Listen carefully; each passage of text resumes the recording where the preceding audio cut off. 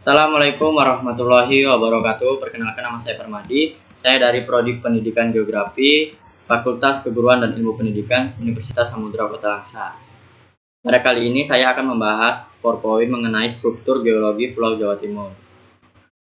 Provinsi Jawa Timur adalah provinsi yang terletak di Pulau Jawa pada posisi 7,12 derajat sampai 8,48 derajat lintang selatan dan 111 derajat sampai 114,4 derajat bujur timur. Provinsi Jawa Timur berdiri pada tanggal 4 Maret 1950 dengan dasar hukum Undang-Undang Nomor 2/150 dengan luas wilayah kurang lebih 47.921,98 km persegi.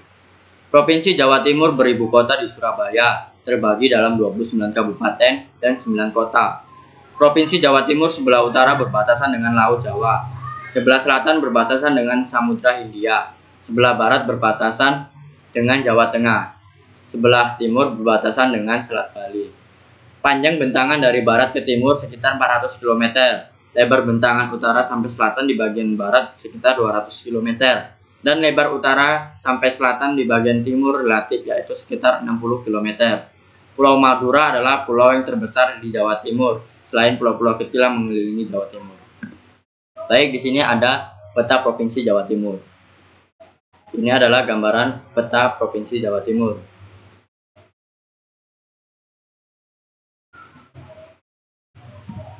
Kemudian ada hidrologi Jawa Timur. Ini adalah contoh gambar dari Sungai Brantas, dan ini adalah contoh dari Sungai Bengawan Solo.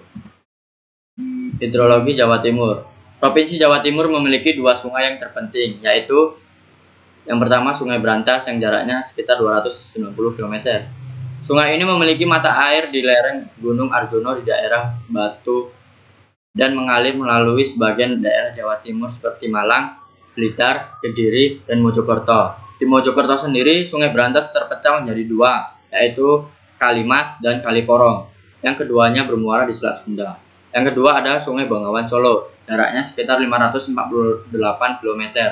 Sungai ini memiliki mata air di lereng Pegunungan Lawu yang merupakan perbatasan Jawa Timur dan Jawa Tengah, dan mengalir melalui sebagian daerah Jawa atau Jawa Tengah bagian timur dan Jawa Timur, dan akhirnya bermuara ke Gresik. Struktur geologi Jawa Timur. Struktur geologi Jawa Timur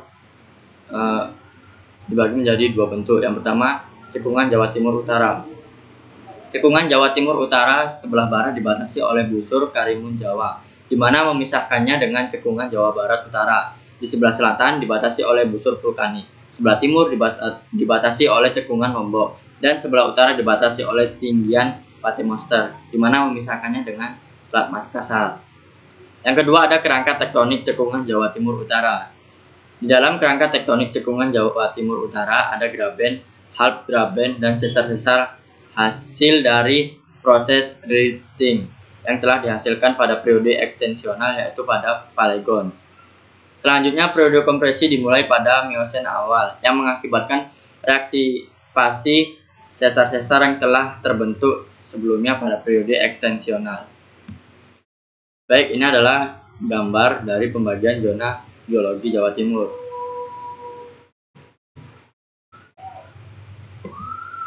Pembagian zona geologi Jawa Timur menurut Van Bamelem terbagi atas 4 zona, yaitu yang pertama zona pegunungan selatan Jawa. Zona ini batuan pembentukannya terdiri atas silik-lastik, vulkanistik, vulkanik, dan batuan karbonat. Yang kedua ada zona gunung api kuarter. Zona ini merupakan gunung api aktif. Yang ketiga ada zona kendeng.